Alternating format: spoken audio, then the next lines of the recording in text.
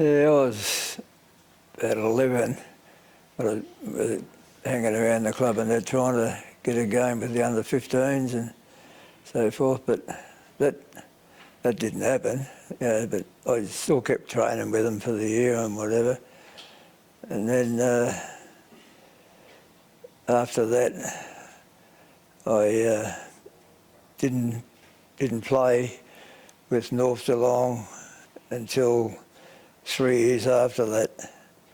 And the reason behind that was that I went to St Mary's Tech School, and they used to have their sports on every Thursday. You have football, cricket, swimming, tennis, basketball and whatever. And if you showed any ability, well then the Christian brothers would jump right on you. And that's what happened to me. The Christian brother was Brother O'Brien, and he said, if you want to keep going to the school, you've got to play with St Mary's. And I said, well, that won't happen.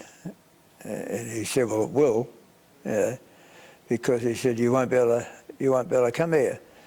So my parents were a big family of us, and school was the most important thing. Not the football comes second or sport comes second. So if I said, well, what the teacher wants is what he gets. So I kicked up a hell of a stink about it, but it didn't do me any good. But in saying that, I was there in 56, 57, 58, and we played in 4 grand finals. We drew 1 and we won 3. And that's when my parents said, well, we've made the right decision for you. And I thought, well, as soon as the school finishes, I'll be going back to North Geelong. And that's exactly what happened. I come back to North Geelong. In that time, Ian Shimmons was coaching, and I played 1 year in the under-15s and got the most consistent, and then was asked to have a run in the Woolworth Cup. They would play outside, and sometimes they were a bit short and whatever and stuff like that. So I had 1 game, and probably didn't see the ball so many times or whatever. But I think it was more important for them to have numbers on the field. So anyhow, 59, I come back, and Jimmo was coaching, still coaching, and he was pretty right on the ball with training and stuff like that, and that suited me. So I was quite happy to continue on here, and then I had a fairly good year, kicked some goals and whatever. And then we finished 5th, so then it was my turn to go up to under-18s. So, and that's when it all happened, when Reggie Dean was president. He coached that side, and we finished 5th. And played in the first semi and played Barwon. We won by 6 points. We played St Mary's of all teams and beat them by 50 points. So that was a bit of a kick for me, because even though the time that I was at St Mary's, naturally you get a lot of enjoyment out playing and winning and stuff like that. But I just thought, well, at the time I wasn't happy, so we'll square things up now. So anyhow, we beat them, and then we played in the grand final, and we got beat by St Joseph's. And we probably should have won the game. And I'd kicked 4 goals in the grand final. I'd kicked 5 goals in the preliminary final. I don't know what happened in the first one because there was no goals. So 1960, Reg was still there, and Kevin Harrington was coaching at the time, and stuff like that. And we had a reasonably good season and didn't play any finals. We finished 5th. So I got a call up into the Woolworth again and played a couple of games with them.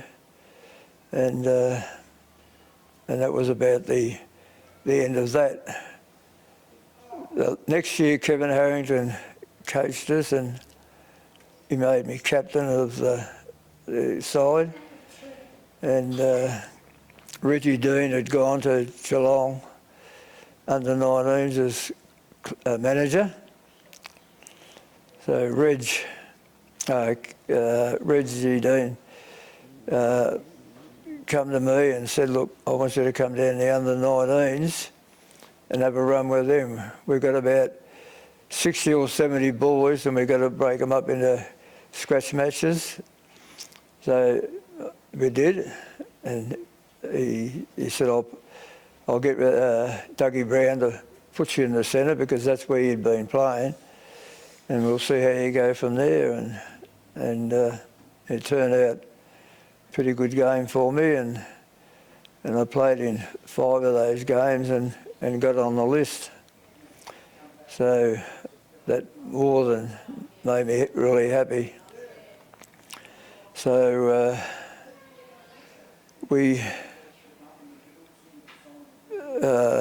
they made the list about 2 weeks before the first game, and I made the list. So then I started playing with the under 19s and won the best and fairest in the under 19s. I missed out on the medal by 1 vote, and we won the premiership. So with that, Geelong Football Club took over. So from then until I made my way back to here, that's where I played from there. But I had 2 years back at North Geelong. Didn't play in premierships, but won a couple of best and fairest, and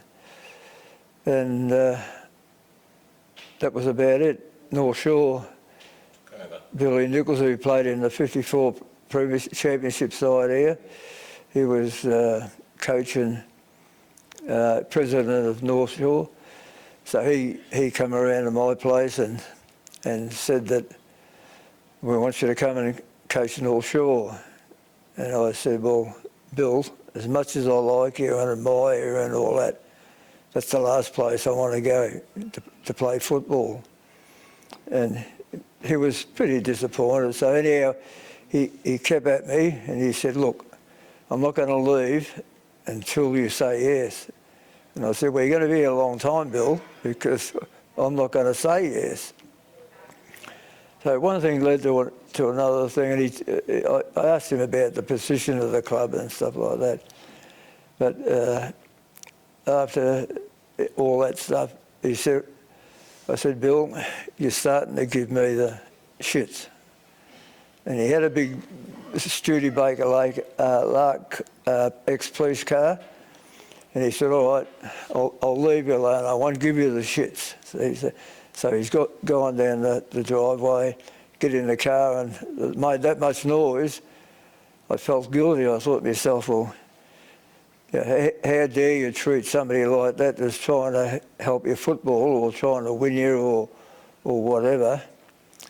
And I said to myself, I better do something about that. So I did. And I chased him up and I went and apologised to him. I said, I'm terribly sorry for treating you like I did, but for that, I will coach you. So he's got me and he's put me in a bear hug. He's given me a kiss, and I said, oh, I hope all that doesn't go on at North Shore, I was only joking.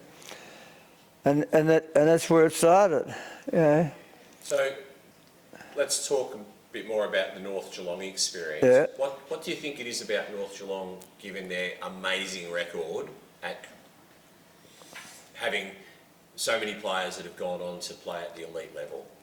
What's significant about North Geelong? They've got that historic connection to so many players that went down to Geelong. Yeah.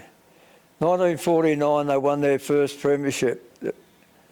I only just lived down the road down in Walker Street, and I heard the drums banging, and boom, boom, boom, boom, boom, boom, and I thought, what the hell's going on here? So I raced from Walker Street up to here, and they had the hearse, not the hearse, the coffin on the stretcher, and they got the big bass drum, and they're marching up and down every street, right down the Ripple side.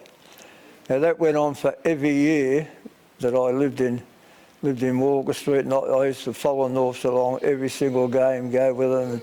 Favourite player was Wonder Wall, Clive Wall. I just admired him as a player, and I used to be Saturday nights when they had their dances and all that. I'd come up here and I'd sit outside on a seat out there, and they'd come out and they'd be hunting me home, but I just go away and then come back because I just wanted to be with North Geelong, and that went on and on and on and on and on and on, and that's what my feeling was about them.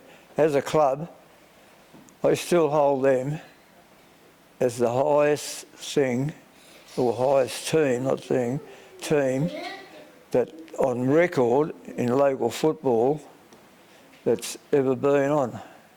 And you win premiership, championship, premiership,